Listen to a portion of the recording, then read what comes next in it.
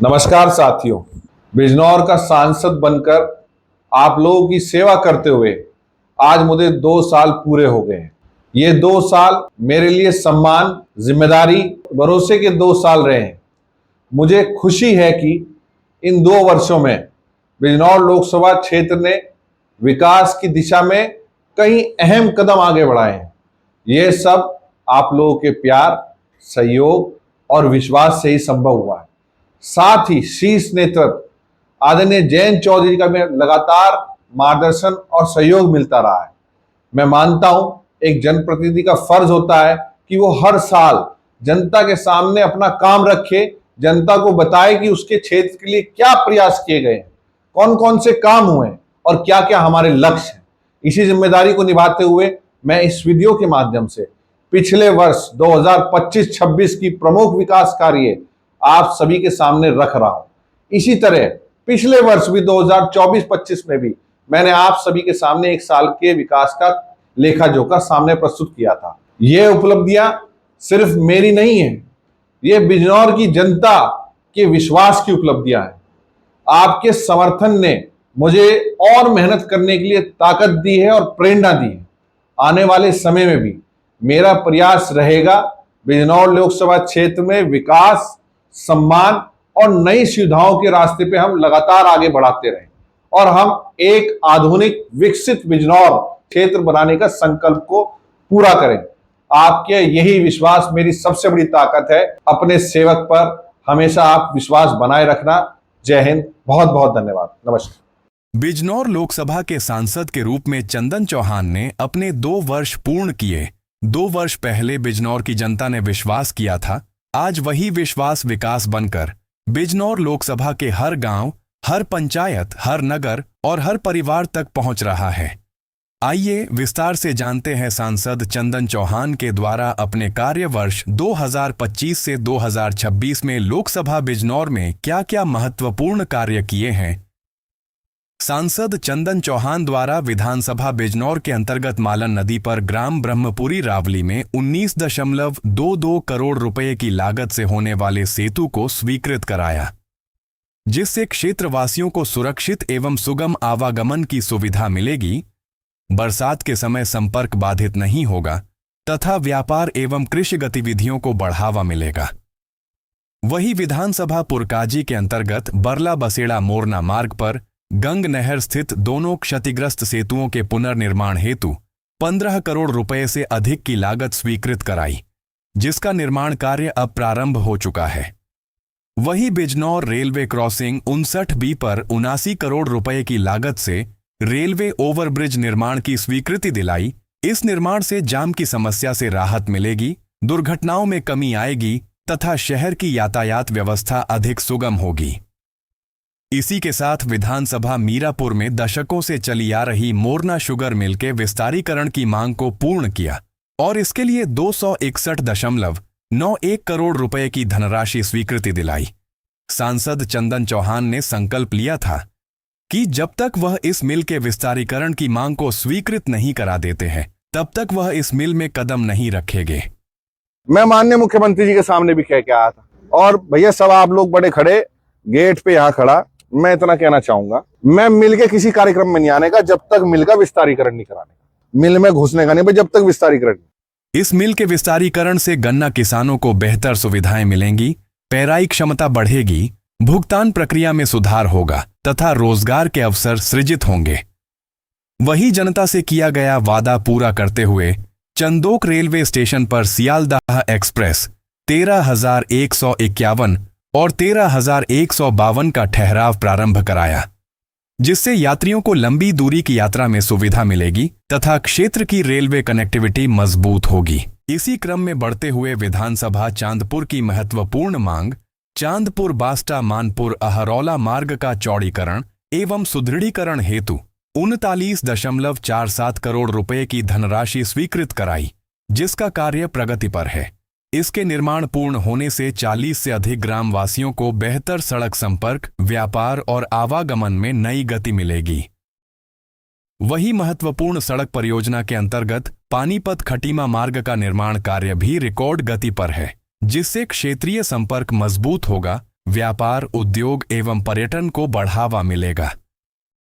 वहीं अपने क्षेत्र में पर्यटन को बढ़ावा देते हुए विधानसभा हस्तिनापुर को एक बड़ी सौगात दिलाई, जिसमें हस्तिनापुर को एक जीवंत पुरातात्विक, धार्मिक एवं सांस्कृतिक केंद्र के रूप में विकसित करने की दिशा में कार्य हेतु स्वीकृत कराया, जिसकी घोषणा खुद देश की वित्त मंत्री श्रीमती निर्मला सीतारमण जी ने लोकसभा सदन में बजट सत्र के दौरान किया। Heritage and culture tourism. I propose to develop 15 archaeological sites, Hastinapur, into vibrant experiential cultural destinations. इस विकास योजना से पर्यटन को बढ़ावा मिलेगा, स्थानीय युवाओं को रोजगार मिलेगा तथा क्षेत्र की पहचान राष्ट्रीय स्तर पर सशक्त होगी। वहीं बिजनौर विधानसभा में बाढ़ से बचाव हेतु रतनपुरा से रावटी तक चौधरी चरण सिंह मध्य गंगा बैराज के बाएं बांध पर कटाव निरोधक परियोजना को स्वीकृति दिलाई, जो कि 64 करोड़ रुपए की लागत से बनकर तैयार हो रहा है, जिससे बाढ़ एवं कटाव से सुरक्षा मिलेगी, कृषि भूमि संरक्षित रहेगी तथा ग्रामीणों की आजीविका सुरक्षित होगी। वहीं अपनी सांसद निधि से वर्ष 2025 से 2026 में बिजनौर लोकसभा के अंतर्गत विधानसभा पुरकाजी, मीरापुर, हस्तिनापुर, चांदपुर, बिजनौर में 5 करोड़ रुपए से अधिक की धनराशि से सड़क व नाली निर्माण का कार्य कराया। वहीं जनपद बिजनौर में किसानों की सुरक्षा को सर्वोच्च प्राथमिकता देते हुए खेतों और ग्रामीण क्षेत्रों में आतंक का कारण बने 88 तेंदुओं को पकड़वाकर ग्रामीण क्षेत्र से उचित वन स्थानों पर पुनर्स्थापित कराया। प्रधानमंत्री राष्ट्रीय राहत कोष के माध्यम से 153 जरूरतमंद एवं गंभीर रूप से बीमार मरीजों के उपचार हेतु 1.73 करोड़ रुपए की चिकित्सा सहायता उपलब्ध कराई गई। इस सहायता से अनेक परिवारों को आर्थिक संबल मिला और उन्हें बेहतर चिकित्सा सुविधाएं प्राप्त करने का अवसर मिला। वहीं खेल के क्षेत्र में बिजनौर को आगे बढ़ाते हुए ग्राम कासमपुर खोला में मिनी स्टेडियम का निर्माण कराया गया, जिसका कार्य लगभग पूर्ण है, जिससे युवाओं को खेल सुविधाएं मिलेंगी, खेल प्रतिभाओं को प्रोत्साहन मिलेगा तथा स्वस्थ समाज के निर्माण में मदद मिलेगी। इसी के साथ लोकसभा सदन की कार्यवाही के दौरान वर्ष 2025 से 2026 में लोकसभा सत्र में 19 बार संसद में अपनी बात को रखा, जिनमें पश्चिम उत्तर प्रदेश में हाईकोर्ट बेंच स्थापित करने की मांग, हस्तिनापुर द्वाराला नई रेल लाइन की मांग व अपने संसदीय क्षेत्र से जुड़े अनेक महत्वपूर्ण जनहित के मुद्दों एवं प्रमुख मांगों को प्रभावी ढंग से संसद के पटल पर रखा। वहीं जनपद बिजनौर की समस्त विधानसभा क्षेत्रों में जनता की मूलभूत आवश्यकताओं को ध्यान में रखते हुए विभिन्न विभागों द्वारा व्यापक विकास कार्य कराए गए हैं। सिंचाई विभाग द्वारा गंगा नहर पर पुलों का निर्माण, तटबंधों को सुदृढ़ करने तथा जल संसाधनों से जुड़े अनेक महत्वपूर्ण कार्य संपन्न कराए गए, जिससे किसानों एवं ग्रामीण क्षेत्रों को बड़ी राहत मिली। लोक निर्माण विभाग PWD द्वारा कई ग्रामीण सड़कों का निर्माण एवं सुदृढ़ीकरण कराया गया, जिससे गांवों की कनेक्टिविटी बेहतर हुई और लोगों को आवागमन में सुविधा प्राप्त हुई। इसके साथ ही अंत्येष्टि स्थल का पुनर्निर्माण कराया। विद्युत विभाग द्वारा विभिन्न ग्रामों में नए ट्रांसफार्मरों की स्थापना एवं विद्युत व्यवस्था को सुदृढ़ करने के कार्य किए गए, जिससे निर्बाध और गुणवत्तापूर्ण बिजली आपूर्ति सुनिश्चित हो सकी। इसके साथ ग्रामों में स्ट्रीट लाइट की व्यवस्था और प्रमुख स्थानों पर हाई मास्क लाइट की व्यवस्था की। स्वास्थ्य विभाग द्वारा स्वास्थ्य केंद्रों में आवश्यक संसाधनों एवं व्यवस्थाओं को बेहतर बनाया गया, जिससे आमजन को सुगम एवं गुणवत्तापूर्ण स्वास्थ्य सेवाएं उपलब्ध हो रही हैं। शिक्षा विभाग द्वारा प्राथमिक, उच्च प्राथमिक एवं कंपोजिट विद्यालयों के निर्माण और विकास कार्य कराए गए, जिससे विद्यार्थियों को बेहतर शैक्षणिक वातावरण प्राप्त हुआ। इसके अतिरिक्त जनहित को प्राथमिकता देते हुए 29 त्वरित विकास कार्यों को भी सफलतापूर्वक पूर्ण कराया गया, जिनका लाभ सीधे तौर पर क्षेत्र की जनता को मिल रहा है। आध्यात्मिक एवं सांस्कृतिक मूल्यों को बढ़ावा देते हुए शुक्रताल स्थित शंकराचार्य वेद पाठशाला, श्री राम आश्रम शुक्र तीर्थ को विद्या योजना में सम्मिलित कराया।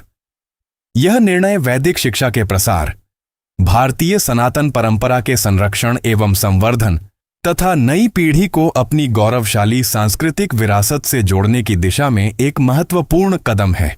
इसी के साथ निरंतर अपने आवास, कैंप कार्यालय, नगर पंचायत कार्यालय एवं गांव-गांव भ्रमण कर जनता दर्शन के माध्यम से आमजन से सीधा संवाद स्थापित किया। क्षेत्रवासियों की समस्याओं, सुझावों एवं अपेक्षाओं को गंभीरता से सुनते हुए उनके त्वरित एवं प्रभावी समाधान हेतु संबंधित अधिकारियों को निर्देशित किया तथा समस्याओं के निस्तारण को सुनिश्चित कराया। आज माननीय प्रधानमंत्री श्री नरेंद्र मोदी जी के कुशल मार्गदर्शन, माननीय मुख्यमंत्री श्री योगी आदित्यनाथ जी के दूरदर्शी नेतृत्व तथा माननीय केंद्रीय मंत्री चौधरी जयंत सिंह जी के मार्गदर्शन में हमारा बिजनौर निरंतर विकास और प्रगति के नए आयाम स्थापित कर रहा है। हम सभी का संकल्प है कि विकास की यह गति निरंतर बनी रहे। सबका साथ, सबका विकास, सबका विश्वास और सबका प्रयास के मंत्र के साथ बिजनौर को विकास की नई ऊंचाइयों पर ले जाए।